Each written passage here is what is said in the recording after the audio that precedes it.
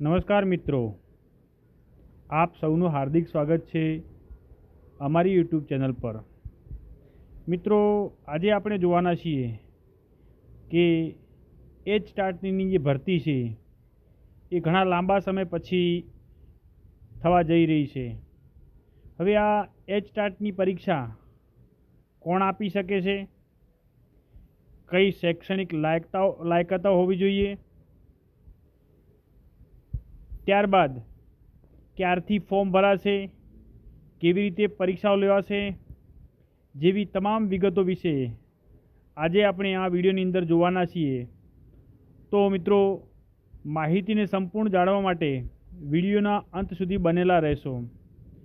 તો અહીંયા જે એચ સ્ટાર્ટની ભરતી છે એ ખાસ સ્પેશિયલ ભરતી અંતર્ગત લેવામાં આવી રહી છે, જેની અંદર દિવ્યાંગત ઉમેદવારો જે હોય છે એવા લોકો આ એચ સ્ટાર્ટ ભરતીમાં ફોર્મ ભરશે અને આ જે છે એ શિક્ષણ વિભાગ દ્વારા પરિપત્ર કરવામાં આવ્યો છે અને એની તમામ વિગતો અહીંયા આપણે જોઈ શકીએ છીએ કે કઈ ભરતી ક્રમાંક અને કઈ કચેરીએ પાડેલ છે। તો પ્રાથમિક શિક્ષણ કચેરી દ્વારા એ જાહેરાત આપવામાં આવી છે અને આ જે જાહેરાત છે એ દિવ્યાંગત ઉમેદવારો માટે છે। હેડ ટીચર એપ્ટિટ્યૂડ ટેસ્ટ, જેને એચ સ્ટાર્ટ કહે છે। તો જોઈએ કે હવે આ એચ સ્ટાર્ટ જે મુખ્ય પરીક્ષા અભિજ્ઞતા છે એ જાહેરનામું પાડવાની તારીખ એટલે કે આજે 11/6/2025ના રોજ એમનું જાહેરનામું પડ્યું છે અને વર્તમાનપત્ર એટલે કે છાપાની અંદર 12/6/2025ના રોજ આપવામાં આવશે। હવે આ જે પરીક્ષા છે એને ઉમેદવારો રજિસ્ટ્રેશન ઓનલાઈન ક્યારથી કરી શકશે, તો 13/6/2025થી લઈ અને 23/6 એટલે કે 10 દિવસ જેટલો સમય એમને આપવામાં આવ્યો છે। નેટ બેન્કિંગ મારફતે ફી સ્વીકારવાનો સમયગાળો 13/6/2025થી લઈને 24/6/2025 એટલે કે 1 દિવસ વધારાનો આપ્યો છે। સંભવિત પરીક્ષા ક્યારે હોઈ શકે છે, તો સંભવિત પરીક્ષા 8મો મહિનો ઓગસ્ટની અંદર અહીંયા વાત કરવામાં આવી છે।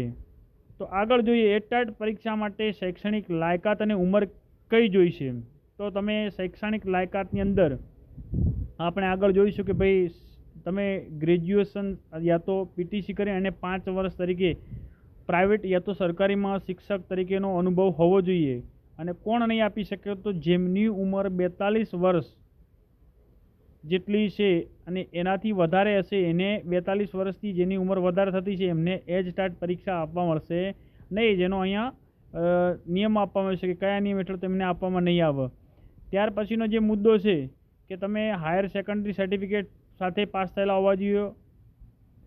ત્યાર પછી છે કે ભાઈ તમે ત્રીજા નંબરનો મુદ્દો છે have about 5 year separate or combined, કાં તો કોઈ એક શાળાનો અથવા તમે જે પણ અન્ય શાળાઓની અંદર અલગ અલગ શાળામાં કરીને કુલ 5 વર્ષનો વિદ્યા સહાયક, શિક્ષક સહાયક, અધ્યાપક સહાયક, junior lecturer, senior lecturer in government or grant in aid or non granted, તો સરકારી શાળાની અંદર, પછી ગ્રાન્ટેડ શાળાની અંદર કાં પછી નોન ગ્રાન્ટેડ એટલે પ્રાઇવેટ શાળાની અંદર પણ તમે જો શિક્ષક તરીકે 5 વર્ષ પૂર્ણ કર્યા હશે યા તો માધ્યમિક શાળાની અંદર જો શિક્ષક તરીકે 5 વર્ષ નોકરી કરી છે તો તમે એચ સ્ટાર્ટની પરીક્ષા આપી શકશો।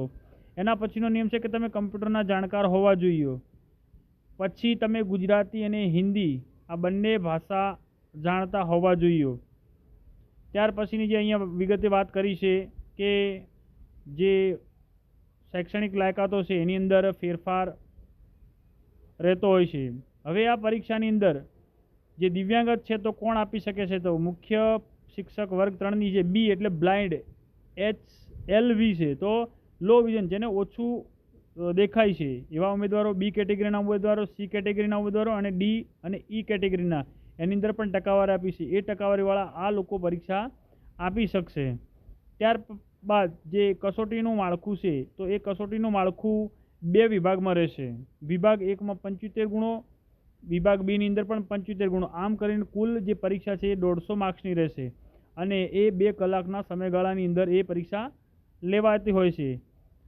અન્ય વાત છે કે આ જે પરીક્ષા છે એની અંદર કોઈ નેગેટિવ માર્કિંગ રહેશે નહીં અને દરેક પ્રશ્નપત્રને 1 ગુણનું રહેશે અને આ જે પેપર છે સળંગ પેપર છે પણ એની અંદર 2 વિભાગો રહેલા હોય છે। શૈક્ષણિક લાયકાત અને વયમર્યાદાની ચકાસણી જે તે ભરતી પસંદગી સમિતિ બોર્ડ કરશે. એમનો નિર્ણય આખરી રહેશે. પછી રાજ્ય પરીક્ષા બોર્ડની ફી ભરેલા ઉમેદવારો પરીક્ષામાં બેસવાની તક આપવામાં આવશે. ભલે તમે 5 વર્ષના થયા હોય અને ખાલી અનુભવ માટે પરીક્ષા આપવા માગતા હો તો પણ આપી શકો છો, પણ અંતે જો તમારી 5 વર્ષની નોકરી સર્વિસ નહીં હોય તો તમે એ ભરતી માટે દાવો કરી શકશો નહીં, અને જે નિર્ણય હશે એ આખરી ભરતી બોર્ડનો રહેશે. હવે આ જે પરીક્ષા છે એની ફીસ કેટલી છે? તો 400 રૂપિયા એમનું ફીસ રહેશે. એ ઉપરાંત તમારો સર્વિસ ચાર્જ જે ઓનલાઈનથી ભરશો તો એની અંદર રહેશે. અને ખાસ જોવાનું કે ભાઈ તમને ફી ભરેલી પરત આપવામાં આવશે નહીં. પરીક્ષા પદ્ધતિ કેવી રીતે લેવામાં આવશે? તો ઉમેદવારો ઓનલાઈન પેમેન્ટ ગેટવે ફી ભરવાની જે વાત કરી છે તો ઓનલાઈન ડેબિટ કાર્ડથી, નેટ બેન્કિંગથી, ક્રેડિટ કાર્ડથી કે યુપીઆઈથી તમે ફી જમા કરાવી શકશો. અને એની પર વિગતો આપી છે કે કઈ રીતે ફી ભરવી. પ્રિન્ટ એપ્લિકેશન ફી પે ઉપર જવાનું, પછી તમારે ઓનલાઈન મેથડ. પરીક્ષા કેન્દ્ર તો ઉમેદવારો જે પરીક્ષામાં નોંધાયેલા ઉમેદવારોની સંખ્યા તથા પરીક્ષાલક્ષી વહીવટી અનુકૂળતા અનુસાર રાજ્ય પરીક્ષા બોર્ડ દ્વારા ગુજરાત રાજ્યમાં જે કસોટી પરીક્ષા કેન્દ્ર એટલે કે લગભગ તમારી મેગા સિટીની અંદર એચઆરટી પરીક્ષા લેવાતી હોય છે, એટલે ગ્રામ્ય વિસ્તારે નહીં હોય. પ્રશ્નપત્રનું માધ્યમ રહેશે ખાસ તો એ ગુજરાતી માધ્યમમાં પરીક્ષા લેવાશે. હવે ફોર્મ ભરવાની તારીખ અને અન્ય વિગતો તમારે જોતા રહેવું સતત વેબસાઇટ ઉપર. તો જેની વેબસાઇટ છે www.sebexam.org ઉપર સતત જોતા રહેવું માહિતીઓ. જો કોઈ અહીંયા સુધારા યા ફેરફાર જણાશે તો તમે એની ઉપર જોઈ શકશો.